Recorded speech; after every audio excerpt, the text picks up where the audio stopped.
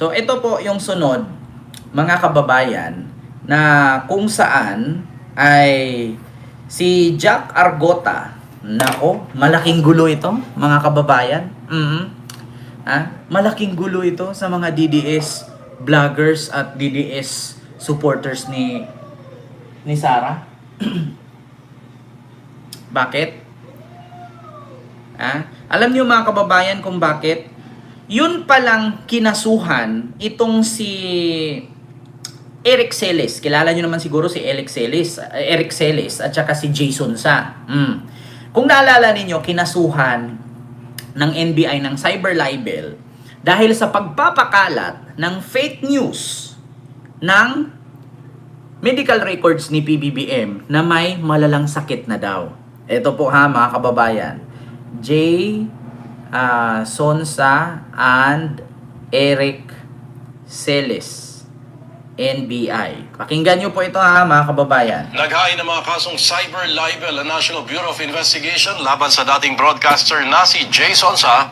Ayon naman ng cyber libel complaint ng National Bureau of Investigation laban sa broadcaster na si Jason Sa at sa media personality na si Eric Celis. Kaugnay nito ng umano ay pagpapakalat ng maling medical information ng Pangulong Bongbong Marcos. Maliban sa cyber libel, kasama rin sa reklamo ang unlawful use of means of publication. Ayon sa NBI, dinokumento ng mga ahente nito ang mga post na nagpapakita ng umano CT scan kasama ng larawan ng Pangulo noong Enero. Nananawagan umano ito ng transparency tungkol sa fitness for duty ng Pangulo at ang di umano'y paghina ng kanyang kalusugan. Bagaman ang mga original posts ay inalis na o kaya naman ay na-restrict, ay na-secure naman ng NBI ang mga ebidensyang gamit ang digital forensic screenshots. At pag-track ng content na patuloy na kumakalat dahil sa repost at citation. Dagdag pa ng NBI, natuklasan sa surveillance ng Eric Celis YouTube channel ang mga video na nagtatanong sa kakayahan ng Pangulo na mamuno batay sa hindi verified medical documents. So, dahil dyan mga kababayan, ganito yan. Kung naalala ninyo, una po si Bingot na padalhan ng sampina. Una po si Bingot na padalhan ng sampina ng NBI dahil sa pagpapakalat niya ng peking impormasyon patungkol sa medical record ni PBBM. So ngayon mga kababayan, noon pa lang pumunta itong si Ngungo sa NBI. Alam niyo ang ginawa? Alam niyo ang ginawa ni Ngungo? Imbis na aminin niya, inamin naman niya na fake news yun. Inamin din niya na ang akala niya ay totoo daw. Tapos for the views, para marami daw ang views niya at followers. Pero mga kababayan, alam niyo bakit kung naabsuelto siya or hindi? Alam niyo kung bakit tawang-tawa siya nung lumabas siya sa NBI? Kasi ang ginawa niyang rason, ang una daw nag-post nito si Eric Celis at si Jason Sa. Nilaglag ng bingot ninyong friend. Nilaglag ninyong bingot na friend, si Jason Sa at si Eric Celis daw ang nagpakalat. Diba? Kita ninyo? Nilaglag ni bingot ang banlag at kalbo. Ito, pakinggan nyo Nilaglag. Naku, patay. Gulo sila ngayon mga kababayan. Sabi ko nga sa inyo, kaaway-away to Niwala kayo sa akin. No? Sana merong magparating sa akin na yung biik na walang puwet ng news na baka nagsuntukan, baka bibingutin to ni Jason Sa at ni Eric Celis itong si Serniak. Naku, Serniak, huwag kang magpakita kay Eric Celis at Jason Sa. Ikaw pala ang dahilan kung bakit nakasuhan sila ng cyber libel. Naku, kasi ang ginawa, nilinis ni Bingot ang pangalan niya, nilaglag si Jason Sa at si Eric Celis. Ito. Maling akala, yan ang inamin ng content creator na si Jack Argota nang humarap siya sa NBI. Inakalaro niya kasi na legit ang pinost siya. Nagkamali kayo ng recruit mga DDS. Yung kinuha ninyo, ngungo na, sagabal, sa interview, ginawa nyo pang angkor, ginawa nyo pang reporter, tapos Pinahamak pa kayo, nilaglag pa kayo. Eto. Medical record ni Pangulong Bongbong Marcos. Nasa frontline ng balitang yan, si Gio Ayan Robles. na, laglagan na. Alam na kayo, ang dami na po, akala ko, legit eh. Ang nakasabay na ako. Oh, ang dami daw nag-post, akala niya legit. Putang ina mo, napakasinungaling mo, bingot ka na nga, kaya hindi ka binigyan ng magandang pananalita ng Panginoon kasi sinungaling ka eh. Diba? Sabi niya, akala niya legit. Putang ina! Sinabi mo pa nga doon, tingnan ninyo. Inano ko pa sa ChatGPT. Ang nakalagay kasi doon, meron daw cancer sa bitlog si Bongbong Marcos. Yeah? Sabi mo, isinare mo kasi legit. Alam mo namang fake news yun eh. Di ba? Napakasinungaling mo. Kaya nga hindi ka binigyan ng magandang pananalita ng Panginoon eh. Di ba? Buti nga sa'yo't naging ngungo ka, animal ka. Napakasinungaling mo. Nagpo-post-post ka pa, sabi mo. Pina-enhance mo sa ChatGPT. Ang pagkakaintindi mo ay may cancer sa bitlog, no? Sa kabilang bitlog si PBBM. Alam nyo, ito NBI, ako po'y nananawagan sa inyo, no? Ignorance of the law, walang excuse dyan, dapat. No excuse. Sa mga ignorante sa batas. Diba? Alam mo namang may ganyang batas eh. Porket Diyos ko, putang ina, daliri mo at utak, hindi nguso ang ginamit dyan. Maintindihan ko pa kung nguso niya ang nag-type. Daliri at utak ang gamit dyan eh. Bakit yung daliri ba niya bingot rin? Diba? Wala dapat excuse. Daliri niya ang ginamit niya dyan. Hindi naman nguso eh. Napakasinungaling. Mismong ang content creator na si Jack Argota o kilala rin bilang Sir Jack ang nagsabi for the views lang ang ipinost niyang Tatawagin niyo pang sir niyan? Sino bang tatawag na sir at respeto niyan? Putang inang bingot na yan. medical certificate umano ni Pangulong Bongbong Marcos. Kasi ano yun eh, nila-enhance ko lang kayo So, kung ano lumabas na, pero ko na lang. Patawa-tawa pa ang social media personality nang dumating kanina sa tanggapan ng NBI Cybercrime Division. Diba? Ano yun? Patawa-tawa pa Pinasabi na ng NBI si Argota Abnormal dahil na sa nga eh. pagpapakalat ng peking medical records ni PBBM.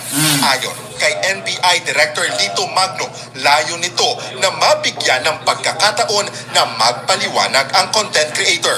Maawa naman ng Diyos, naunawaan ako. Kailangan ano muna, Putang ina mo, paano ka naawaan ng Diyos? Ingungo ka nga ng ina mo. 100% sigurado ka. Kailangan gamit na muna ng utak. Aminado raw si Argota na hindi perepikado ang pinakalat niyang medical record O, diba? ng Pangulo. Kahit kabado, handa raw harapin ni Argota ang Putang NBI ina. dahil wala naman daw siyang masamang intensyon. Umamin ang social media personality sa kanyang pagkakamali pero wala daw siyang pinagsisisihan. Kung nakapalo sila sa akin, alam naman nila na napapatawa lang ako eh. Nauna nang sinampahan ng cyber libel complaint ng NBI ang ilang personalidad gaya nina Eric Celis at Jay Sonza na itinuro ni Argota na pasimuno raw ng lahat. O, diba? Na-filean ng kaso si Jason Sa at si Eric Celis kasi tinuro ni Argota na si Jason Sa at si Eric Celis ang nagpakalat at pasimuno ng fake news. O, putang ina. O, wag kang magpakita kay Eric Celis. Argota, bibingutin ka talaga niyan. Nako, wag kang magpakita kay Jason Sa, chuchupain ka niyan. Nako. Diya, kita nyo mga kababayan, ayan na, ayan, mga DDS, ngayon, alam nyo na, nag-recruit kasi kayo nga ang bingot, diya, hindi na nga maintindihan, nang lalaglag pa, kita mo, itinuro ni Argota na si Eric Celis at si Jason Sa ang pasimuno ng fake news. Putang ina! Ayan na, wag kang magpakita kay Eric Celis. Bibingutin ka talaga niyan, sinabi ko sa'yo. Libel complaint ng NBI ang ilang personalidad gaya nina Eric Celis at Jay Sonza na itinuro ni Argota na pasimuno raw ng lahat. Paglilinaw ng NBI walang masama sa pagpatiko sa gobyerno o magpahayag ng saloobin sa social media. Pero paalala ng ahensya, dapat nasa lugar pa rin at walang nilalabag na batas. Again, ang basehan is yung kung ano ang i-share mo. Ang nakalagay po kasi may mga data privacy yan, may unauthorized or alleged fake news. Wala pang formal na kaso kay Argota habang iniimbestigahan pa ito ng NBI. Sobrang bango nung nasakyan ko. Paano magkaroon ng formal na kaso yan kung nilaglag na niya si Eric Celes at si Jay Sonsa? Oh. 'Di ba? Ayan na. Pastor Jeffrey Hilo po, damay-damay na mga DDS vlogger dahil sa laglag na si Argota. Kita nyo? Oh. Si Bingot mismo nagpatunay na fake news talaga kayo mga putang ina nyo, mga DDS vloggers. Wala kong pinangalanan ha. Si Argota lang ang nagsabi. Si Jay Sonsa at si Eric Celes daw ang pasimuno ng fake news. Ayan na. Yan ang sakit ninyo eh. Kita ninyo? Ayun na, laglagan na kayo isa-isa. Patay kang bata ka. Nako, wag ka magpakita Jack Argota kay Eric Celes. Sabi ko sa'yo, malaking tao pa naman yung pag sinapok yung nguso mo yan, mahiwa na. Isa lang yung hiwa mo, magiging dalawa yan. Nako, sabi ko sa'yo. Di na magtagal si Ngungo, RIP. Kaya nga, si Sir Celso Pineda. Sabi ko sa'yo, ito Ngungo, alam ko bago kang recruit nila. Alam ko ang nag-recruit sa'yo ang Banateros. No? Hindi po pwede na hilot-hilutin ni Banat Bay, ni Coach Oli at ni Dada si Jeffrey Celes. Tandaan mo yan, kilala ko yung mga yan, naging kasama ko yan Hindi po pwedeng arborin ka dyan. Nasabi ko sa'yo, si Eric Celes, tandaan mo, dating nag-rebuild yan. Kumakain ng bala yan. Sabi ko sa'yo, yung bingot mong hiwa, maduble madadalawa yan. Sabi ko sa'yo, yung mingot mo, maging huwa. Maging dawa yung mingot mo. Hindi pa pwedeng hilot-hilutin ni Coach Uli at ni Dada at ni Banat Bay si Celes. Ikaw ba sa kasuhan ka cyber libel? Alam nyo, okay lang kung ang cyber libel nasa Amerika ka kasi ang cyber libel, wala yan. Hindi yan krimen sa Amerika. Sa Pilipinas, ang cyber libel, makukulong ka. 6 na taon kung hindi ka makapagpiyansa. Tangina mo. Sinong gustong makulong? Sige nga, Argota, nanunuro ka pa. Sabi ko sa'yo, kilala ko yan Mga naging kaibigan ko yung mga yan. Hindi po pwede, hindi po pwede na hihilot-hilutin. Aarborin ka ni Banat Bay? Aarborin ka ni Dada? Aarborin ka ni Coach Ole? Aarborin ka ni, tawag nito, yung kaibigan ko din isa, kalimutan ko yung pangalan, yung taga Cavite, si Judia, yung kalbo din, si Judia. Kasi ang host ng SMNI, Oli, Judia, Dada, Banat Bay, at si Ngungo, si Bingot. Do you think kaya kang arborin ng 4 na yan? Si Jeffrey Celes yan, mas nauna sa kanila yan. Kasi si Jeffrey Celes, walang-wala si Banat Bay dyan. Tandaan mo si Jeffrey Celes, malakas yan kay Digong noon. Wala yan si Banat Bay. Vlogger lang yan Si Celes kasi kumakain ng bala yan. At take note, si Celes at si Badoy, may posisyon niya noon nung si Digong ang presidente. Sabi ko sa'yo, cyber libel yan.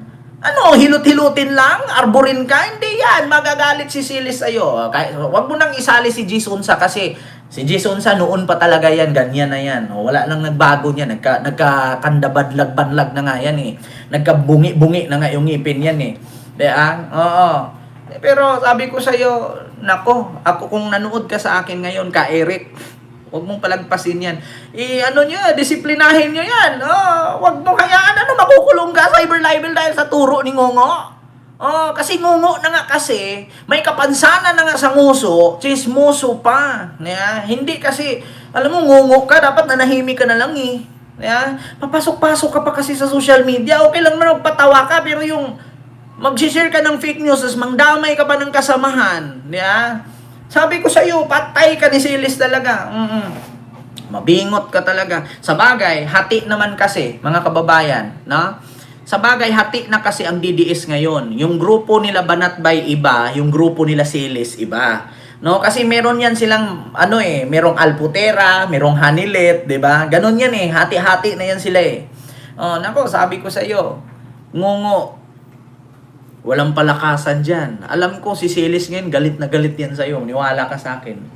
Lalo ngayon, binalita pa ng TV5, ng News 5 na ikaw pala ang nagturo na ang pasimuno si Celes At si Sonsa, okay lang sana kung hindi binalita. Binalita. Patay ka dyan. Nako, away-away na yan. Abangan natin mga kababayan, merong bingot na matay dahil sinapok ang uso na hemorrhage. Abang-abangan natin mga kababayan, Nako, mabali-balitaan na lang natin merong bingot, nabingot ang kabilang uso. Bakit? Sinapok dahil nang laglag. Hindi na lang kasi nanghingi ng sorry, hindi nagturo pa. Okay lang kung nagturo ka ng iba. Kasamahan mo yan grabe, no? Kaya sabi ko sa inyo mga kababayan, kayo kasi mga DDS, dapat meron kayong unity. Kahit sabihin, hindi ko naman tinutolerate na fake news kayo, pero anong klaseng kasamahan kayo kung kapwa ninyo kasamahan ilalaglag basta maligtas lang kayo? Di ba? Alam nyo, eto naging mga kaibigan ko yung mga yan. Kaya nakita nyo ba na pinapakialaman ako? Hindi ako pinapakialaman kasi hindi ko rin sila pinapakialaman. Pero kami, sa tagal naming mga magkakaibigan na mga yan, never kami naglalaglagan. Yung isa lang nakasamahan ko, ang mahilig maglaglag kasi hindi natanggap sa sarili na mas may lamang sa kanya. Number 1 vlogger nga daw siya. Kilala ni Mami Rian Suzuki yun Oo, yung apakayabang, na kaibigan kong vlogger na ang hilig manglaglag. Kapag nagigipit mo lang pera, nang lalaglag. Kasi gusto niya, marami siyang pera. Sinong magbigay sa iyo? Kalalaki ng mga alahas suot mo. Tapos magpapakita ka pa ng milyon-milyon sa live.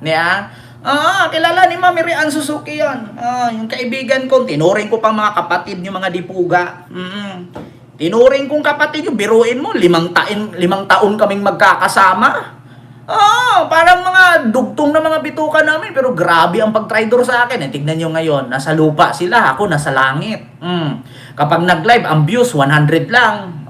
Di ba? Hindi na umabot 1,000. Di ba? Ay, nako. Sir Adonis Migena, may galab shoutout po sa iyo dyan sa Rizal. Di ba? So yun po yun. Mga kababayan, yung ating reaksyon sa mga oras na ito. Di ba? Sabi ko sa inyo, wala na, laglaga na. Laglaga na. Mga lintian kasi. Kalat ka ng kalat ng fake news. Tapos, basta maligtas lang ang sarili. Alam nyo, sa totoo lang, naawa ako.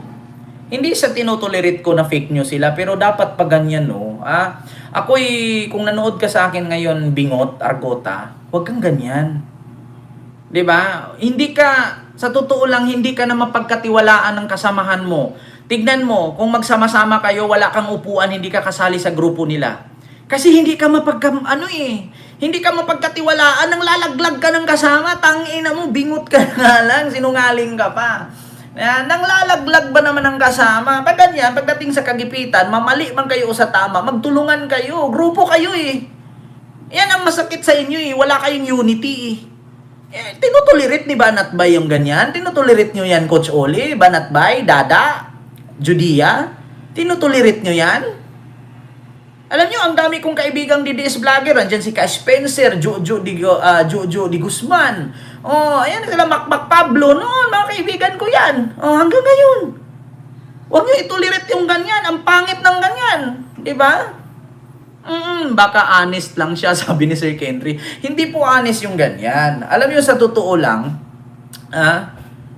walang alam niyo yung mahirap kasama yung ganyan.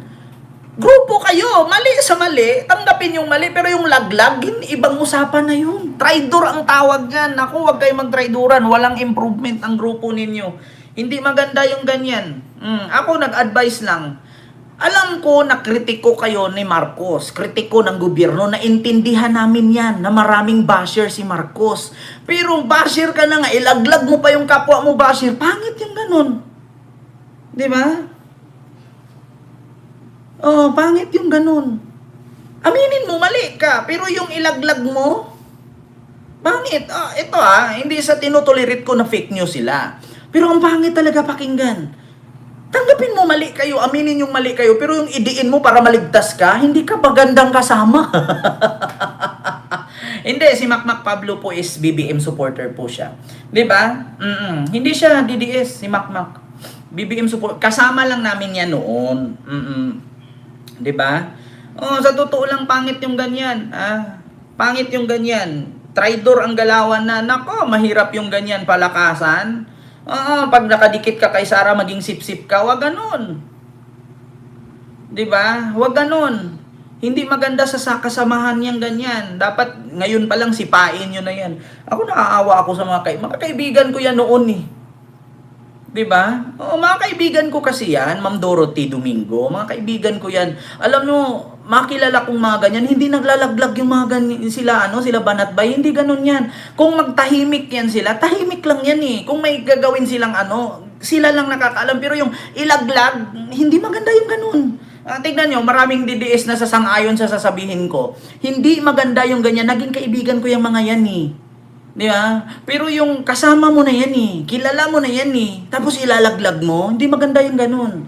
Walang laglagan. Kung naipit ka, panagutan mo. Pinasok mo yan eh. Alam mo, ito, bingot, advice ko sa'yo. Ito, karayom. Pag pumasok ka sa karayom, make sure na alam mo paano lumabas. Naipit ka eh. Nang damay ka? Hindi pwede yung ganyan. Problema mo yan. Sagutin mo, harapin mo, hindi yung mangdawit ka. Di ba? Yan ang hirap sa'yo, pumapasok-pasok ka sa ganyang kalakaran. Alam mo naman sa politics, mahirap, tapos mangdamay ka. Kung ako si Celis, bibingutin ko talaga ang uso mo. Cyber libel, criminal case yan. Di ba? Criminal case ang cyber libel, hindi yan laro. Di ba? Hello po, Mamila Saito ng Japan. Hello po sa iyo dyan. So, yun lang mga kababayan, yung aking reaksyon sa mga oras na ito.